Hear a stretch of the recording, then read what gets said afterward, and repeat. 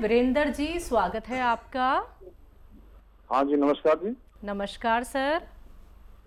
Madam, बात हो पाएगी हकीम साहब से? बिल्कुल, बात कीजिए जी, बात हो रही है। जय हिंद, स्वागत है आपका। हाँ, नमस्कार गुरु जी। जय हिंद, आपका स्वागत है। बताइए क्या सवाल है भाई? हाँ, दोनों। एक तो ये सेफ भाई का बहुत बहुत धन्यवाद गुरु जी। एक तो गुरु जी, ये आज उस दिन जो सवाल किया था ना नमक के बारे में, वही उसमें मैं वो समझ नहीं पाया कौन सा नमक लेना है। काला नमक लेना है, सेंधा नमक लेना है, या डेले वाला लेना है, एक आयोडीन वाला। 4 वैरायटी है, इसमें कौन सा नमक सही रहेगा? और एक सवाल ये था गुरु जी, वो मम्मी जी के बारे में जो पूछा था मैंने आपको, वो जो गर्भ भाष्य के बारे में जो पूछा था, हाँ, एक वो है, वो समझ नहीं पाया था, मैं लिख नहीं पाया था। आपने क्या बताया था गुरु जी? ठीक। अच्छा गुरु जी, ये है कि जैसे छाछ है, जैसे आप बताते हैं ना, ये सिर का बनाना होता है, तो इसमें हम छाछ और तांबा मिला सकते हैं? जैसे और जिस चीज का भी हमें बनाना हो, जैसे पौधे पे डालते हैं तो उसमें छाछ और तांबा मिला देते हैं तो बहुत खट्टा हो जाता है, उसको स्प्रे करते हैं, उससे सारे कीड़े वगैरह सब मर जाते हैं। तो एलोवेरा के उसमें ये मिला सकते हैं? जैसे सिर का बनाना होता है, आप बताते हो, बंद उसको बाल्टी में रख देते हैं, क्या ये मिला सकते हैं? ये सवाल है गुरु जी। और एक ये है कि ये गुलाब जल और फिटकरी का आपने कल जो बताया था नुस्खा, टीवी पे शाम को जो बताया था, एक इसके बारे में पूछा है गुरु जी। ठीक है। अच्छा देखिए, तांबा नहीं मिला सकते सिरके में, तांबा नहीं मिला सकते, वो बहुत खतरनाक रिएक्शन करता है। और तांबा दरअसल जहरीला होता है। इसको बस किसी भी एसिड में, यानी ना नमक डाल सकते हैं इसमें, ना कुछ और ऐसा एसिड, तांबा उससे रिएक्ट करके जो लिक्विड बनाता है वो जहरीला होता है, तो तांबा तो बिल्कुल नहीं डाल सकते। और क्या पूछा है नमक के बारे में, मैंने आपको बताया। देखिए, नमक याद तो बहुत होते हैं, लेकिन मैंने कभी ये नमक नहीं बताया। मैं हमेशा नमक जैतून की सिफारिश करता हूँ। नमक जैतून आप लिख लें, नमक जैतून असली लें। ये स्वाद में नमकीन नहीं होता, इसकी पहचान है, देखने में बिल्कुल नमक जैसा होता है। एक चुटकी दिन में 1 बार या 2 बार इसे इस्तेमाल कर सकते हैं। जी, माता जी को लेके सवाल था, गर्भाशय उनका बाहर आ गया था। हाँ, तो उनके लिए मैंने बताया था, मुझे याद है कि गौन चिलगोज़ा, चिलगोज़े का गौन। चिलगोज़ा एक ड्राई फ्रूट है जो जितने दुनिया में ड्राई फ्रूट हैं उनमें सबसे महंगा आता है, और उसका गौन उससे भी महंगा आता है। लेकिन 10-20 रुपये रोज़ की दवा से ज़्यादा नहीं होता है। बस एक चुटकी गौन चिलगोज़ा उन्हें खिलाएं, और एक चुटकी खाने का सोडा, जो मीठा सोडा कहलाता है, 2 गिलास पानी में मिला के ये पानी पिला दिया करें आपकी माता जी के लिए। ये नुस्खा जी। अगले कॉलर हैं रविशंकर जी, स्वागत है आपका। हेलो जी सर। मैडम नमस्ते। भाईजान सलाम वालेकुम जी। जय हिंद, स्वागत है भाई आपका। भाईजान, मैं रविशंकर मिश्रा बोल रहा हूँ, एक भूतपूर्व सैनिक हूँ। जी जी, इस्तकबाल है आपका, स्वागत है। भाईजान, मैं आपसे 2019 से जुड़ा हुआ हूँ, आपकी कंपनी से। और आपके प्रोडक्ट को देखते रहता हूँ, आपके जो बताते रहते हैं नुस्खे, वो नुस्खे भी देखते रहता हूँ भाईजान, और लोगों को वो नुस्खे भी बताता हूँ, और आपकी कंपनी से दवा बुला करके भी देता हूँ। इसमें हमारी जो बहन रेखा है 36 नंबर, उनके माध्यम से बुला के मैं बहुत से लखनऊ वालों को सुधार चुका। आपकी जैतून का सिरका है, काला गोंद है, सिया गोंद है, ऐसी जो चीज लगती है वो चीज बुलाकर देते रहता हूँ भाईजान। कितने लोगों को फायदा पहुंचाया होगा आपने? कम से कम भाईजान 10 से 12 आदमी ठीक हो गए। अच्छा, बहुत बहुत शुक्रिया, आपने लोगों की सेवा की। अपना नंबर लिखवाना, फ़ोन काटना नहीं, ये हमारे मीडिया कर्मी आपका नंबर लिखेंगे बात होने के बाद, काटिए नहीं। तो हमारे मीडिया कर्मी आपसे संपर्क करेंगे, आपका इंटरव्यू और सब कुछ चीज़ें चाहिए ताकि लोगों को फ़ायदा पहुंच सके। और बताइए क्या सेवा? बढ़िया सर। कोई एक प्रॉब्लम, शुगर तो है मेरे को, इनने मेरे को नमक शिवरंजन भेज दिया। शिवरंजन भेज दिया साहब सर, तो उसको कैसा करना है बता दीजिए आप। ठीक है, ठीक है।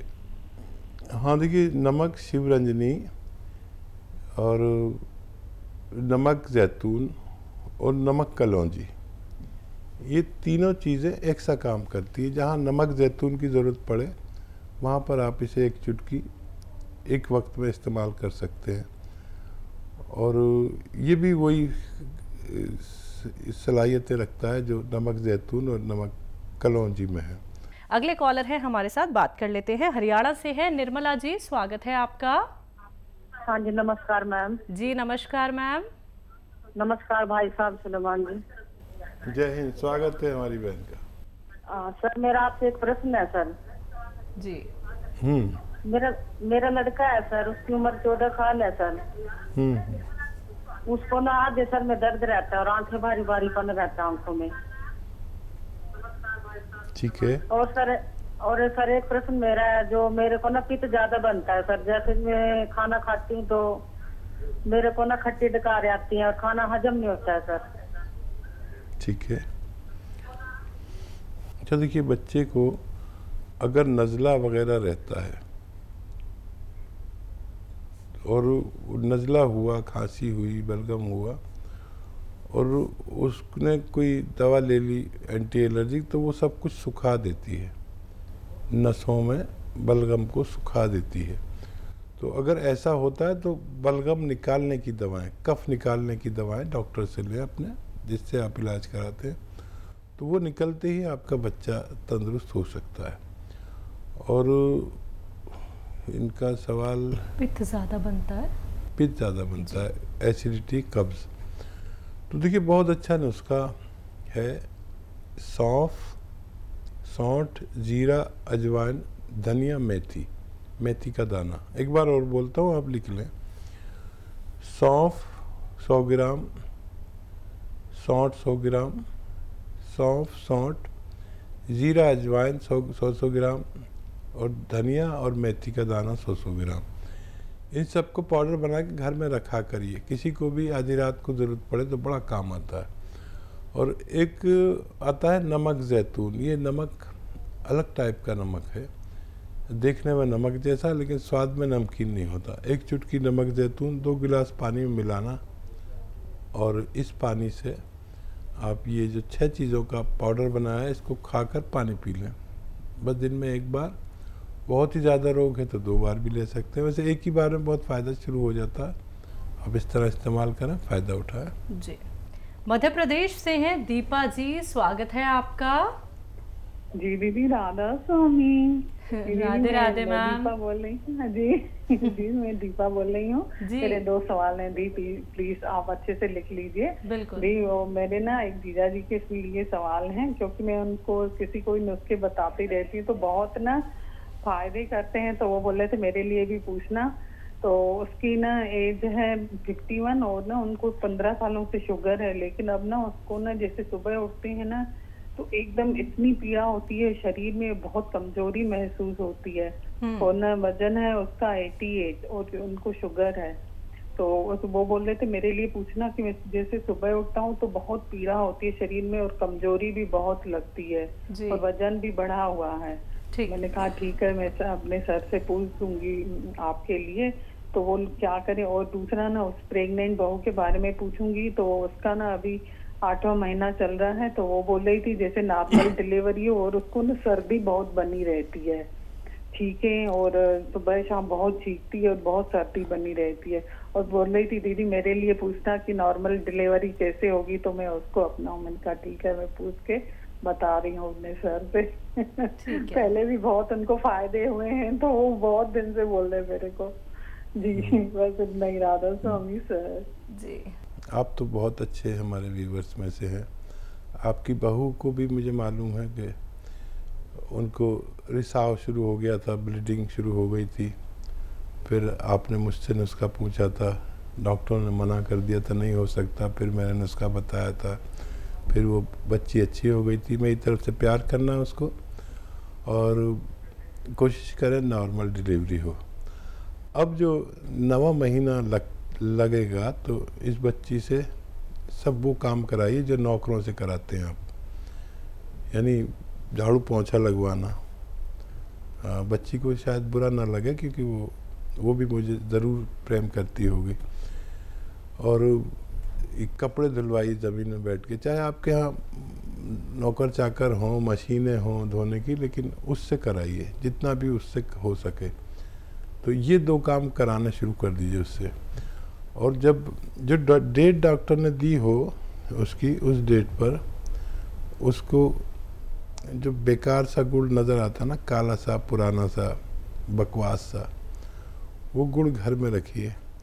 जो डॉक्टर ने डेट दी है उस डेट से 1 दिन पहले ऐसे 50 ग्राम खिलाना, फिर अगले दिन 50 ग्राम या 100 ग्राम खा ले किसी तरह, और खूब पानी पिए।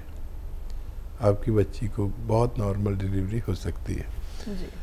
और जीजा जी के लिए देखिए, आपको तो पता ही है, अगर दर्द है तो गौनसिया देना है, आधा ग्राम देना है, 2 बार देना है या 1 बार भी दे सकते हैं। और शुगर की दवाएं लेते रहें, पैदल ज़रूर चला करें, गर्म पानी ज़रूर पिया करें। और या तो गोंद जामुन आपको पता है बहुत असरदार है, 1 चुटकी 2 बार दिया करें, खाने से पहले देना बेहतर है। 1 चुटकी से ज़्यादा ना दें और 2 बार से ज़्यादा ना दें, तो उनको भी फ़ायदा होना मुमकिन है। जी। रतन तन्हा जी, स्वागत है आपका। जी नमस्कार। नमस्कार सर। जय भारत हकीम साहब। जय हिंद, जय भीम। और आपकी भी जय, रतन वालों की भी जय, रंगीला की भी जय, रतन की भी। जी, मेरा मिजाज, शारीरिक मिजाज सर्द है सर। ठीक है सर। और लोगों का विचार है कि मेरा मिजाज गर्म है, लेकिन मैं ये भी बताता हूँ, जब आप देखते कोई श्रोता की बात पर, कोई लिसनर्स की बात पर आप जब भावुक होते हैं तो मैं भी भावुक हो जाता हूँ, मेरी भी आंखें भर आती है। मैं कोई धारावाहिक देखता हूँ तो कोई ऐसा छनाता, कोई फिल्म देखता हूँ ऐसा छना, तो मेरी आंखें बार बार भर आती है। मैं नहीं जानता कि मेरा असल में मिजाज क्या है। शारीरिक मिजाज तो सर्द है, ये जानता हूँ। जब मौसम चेंज होता है तो मुझे तकलीफ होती है थोड़ी बहुत, सर्दी वगैरह की। दोस्तों को ये आशा रहता है मुझसे कि मैं उनके हर बात पर जी हुजूरी करूं, उनका मैंने कोई भी गलत बात हो तो मैं उसमें हाँ में हाँ मिलाऊं। लेकिन मेरा वो मिजाज उस समय गर्म हो जाता है। मैं मुंह ठीक सामने, उनके चेहरे के सामने 2 टुक मैं कह देता हूँ कि नहीं ये गलत है। और ये तो अब जाने बता चुका हूँ कि मैं भावुक हूँ अंदर से। तो ये मौसम चेंज हो रहा है सर। मैंने उन्नाव, लिसोड़ा और अलसी और पीपल, इसका 150 के रेशियो से बनाया हुआ है सर। मौसम चेंज हो रहा, मैं खुद के लिए बनाया हूँ और शुरू भी कर चुका हूँ। तो क्या मैं ये जो 450-500 का बनाया हूँ पूरा खुद खा सकता हूँ या बचने पर किसी को दे भी सकता हूँ सर? और दूसरा प्रश्न है सर, मेरा एक हवीज है बचपन का जी, तो वो थोड़ा सा यौन शक्ति वो कह रहा, आज ही फोन आया था रांची से, बोला मैं कुछ कम हो रहा है, तो उसके बारे में कुछ बताइएगा सर। ठीक है। ठीक। हाँ देखिए, मिजाज जो है इंसान का वो उस चीज़ पर निर्भर है कि अगर आपको नज़ला, खांसी, बलगम, छींकें अक्सर आती हैं और जल्दी आप किसी रोग में ग्रस्त हो जाते हैं तो आप सर्द मिजाज हैं, चाहे गुस्सा आपको कितना ही आता हो। तो गुस्से से मिजाज का कोई ताल्लुक़ नहीं है। और समझ लीजिए कि आपको बार बार बलगम, खांसी, छींकें रहती है तो आप ठंडे मिजाज के हैं और आपके अंदर इम्यूनिटी यानी रोग प्रतिरोधक क्षमता कम है। ये तयशुदा बात है यूनानी और आयुर्वेद की। और वो मिजाज का अगर बात करें जो भावुक होने वाली बात है, तो उस मिजाज में आप मुझ जैसे हैं, समझे। ये हमारी दोनों चीज़ें मिलती हैं, इसीलिए हम एक दूसरे को पसंद करते हैं। तो वो मेरा भी हाल है कि मैं बिल्कुल जवान था, फिल्मों का बड़ा शौक़ था, मैं चला गया पिक्चर देखने। इत्तेफाक से मेरे चारों तरफ लड़कियां बैठी हुई थी और मैं अकेला, और वो जो सीन आया जज्बाती सीन, तो मैं तो इतना बुरी तरह रो रहा था और वो सब लड़कियां मुझ पर हंस रही थी। तो ये हमारा मिजाज है, आपका और हमारा मिजाज मिलता हुआ है। ये बहुत पसंद किया जाता है भगवान की तरफ से। रोने वाली आँख को भगवान बहुत पसंद करता है, और यही आँख अगर अपने रब के आगे रोए तो बहुत, जो चाहो भगवान से मनवा लो। और अगर वक्त ऐसा हो कि रात के 12 बजे के बाद का, जब सब सो चुके हो और आप उठ के सजदे में उससे कुछ जो बातें करोगे, तो उसकी सरगोशियाँ भगवान के यहाँ होती हैं। जो आप यहाँ बोलते हो वहाँ सुनाई देता है। याद रखें आप, ये वो वक्त है जब आप अपने रब से सब कुछ मनवा सकते हो। और खुददार होना बहुत अच्छी बात है। अगर कोई चापलूसी कराना चाहे तो ये मिजाज नहीं है आपका, आप नहीं कर सकते, आप मर जाएंगे, चापलूसी नहीं करेंगे। और एक शेर याद आ रहा है कि नाज है अपनी कच कुलाही पर। कच कुला कहते हैं, पहले वो कुला बांधते थे ना ऐसे, तो वो थोड़ा टेढ़ा होता था, तो उसका एक मतलब होता था कि मैं चापलूस नहीं हूँ, जो टेढ़ा सा लग बांधते थे। नाज है अपनी कच कुलाही पर, चापलूसी मेरा उसूल नहीं। डूब जाना कबूल है लेकिन मिन्नते ना खुदा कबूल नहीं। मेरे ख्याल से इनके सब सवालों के जवाब दे दिए मैंने। एक सवाल रह गया है, उन्नाव लिसोड़ा अलसी वाला एक नुस्खा बनाया इन्होंने जी, वो आप इस्तेमाल कर सकते हैं, वो इस्तेमाल करिए। किसी को देना हो तो दे भी सकते हैं, फिर दोबारा बना लेना। आपका तो मिजाज है लोगों की खिदमत करना, कितने लोगों को आप अच्छा कर चुके हैं। तो इसको आप इस्तेमाल करें लगातार 4-5 महीने, फिर आपका मिजाज मोतदिल या गर्म हो जाएगा और आप फिर सर्दी के या इन रोगों से जल्दी ग्रस्त नहीं हुआ करेंगे। बिल्कुल।